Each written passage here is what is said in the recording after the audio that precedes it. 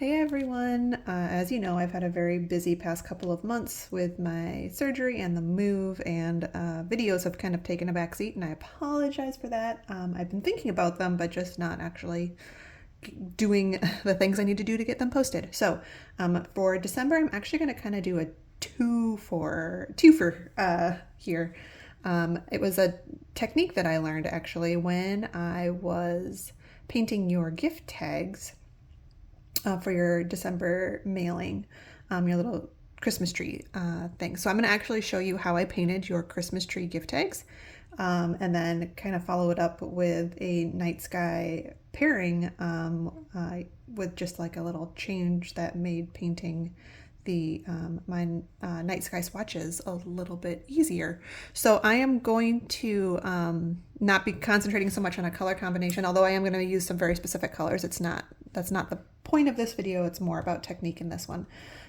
So I am using the Currants Prima Marketing palette, and the colors I'm using are the Turkish Sea, Jellyfish, and Algae.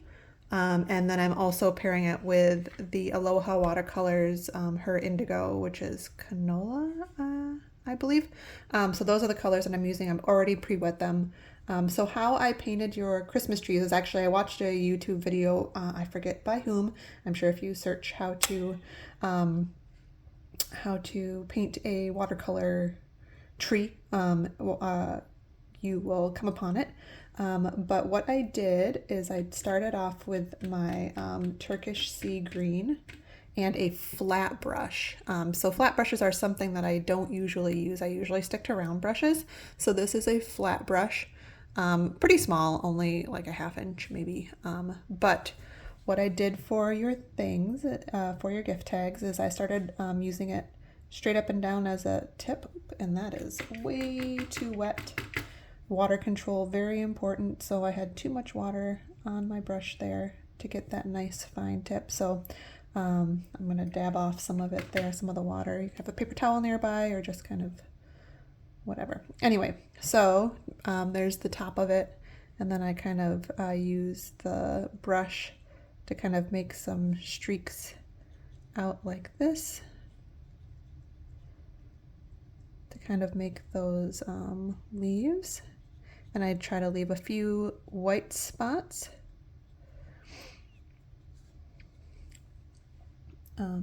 Like that.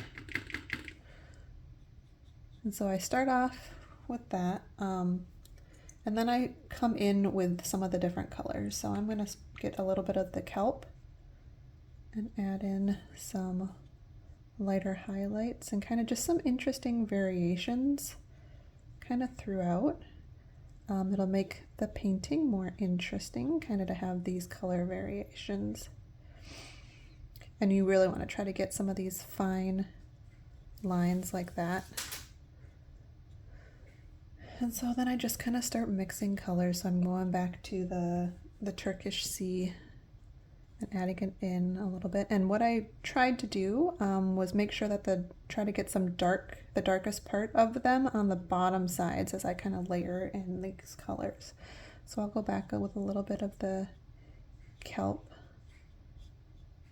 And as you know, it gets bigger as you go towards the bottom.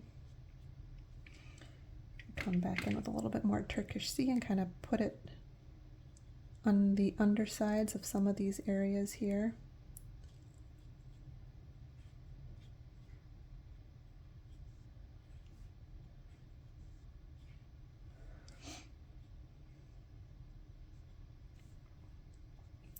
That's basically all I did for your tree.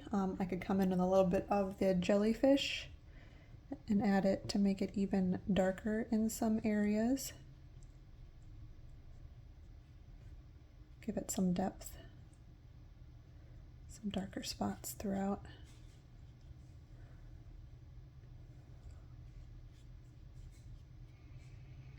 And you kind of make some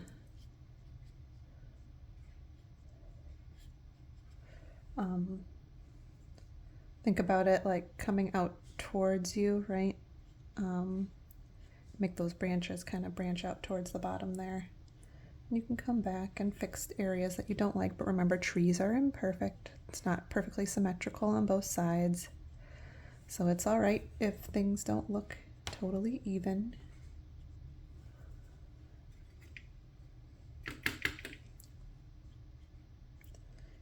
Light towards the top, darker colors underneath.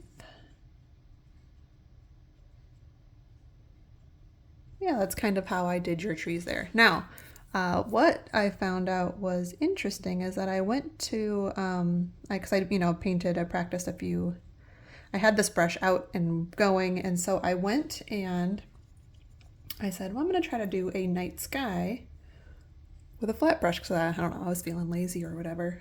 So I came in and I said, what if I use a flat brush to do my night sky? So I'm going to do, I have my flat brush cleaned off. I'm going to throw it on the ground first. Come back, I'll get some of the indigo first. Just put a line of it up here. Kind of give it some variation, like that. Rinse it off. Come in with my second color. I'll do the jellyfish. Add that in next.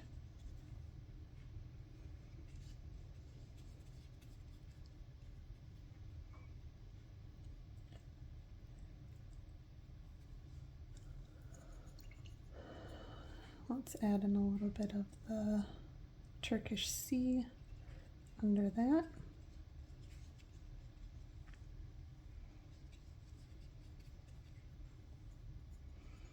Rinsing off my brush, I'm going to come back in a little bit with the jellyfish.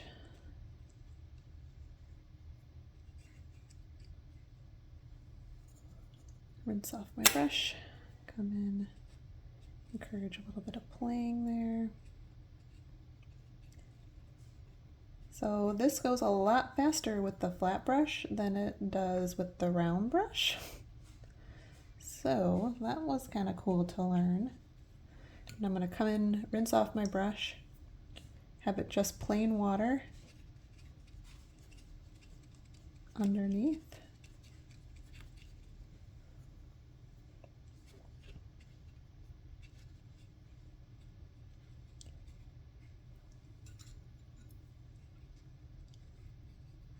And it gets a much cleaner edge than I can get with a round brush. So this whole process goes kind of a lot faster with a flat brush. So fun stuff to learn something new. So of course I'd probably do a couple more layers on that, but play around with your tools. You never know what you'll learn. Yeah, that was just kind of an interesting revelation, is to try a different brush, and it was a lot easier to do something that I've been doing for years and years and years, and I just stuck with what I know, didn't branch out, and yeah, kind of crazy.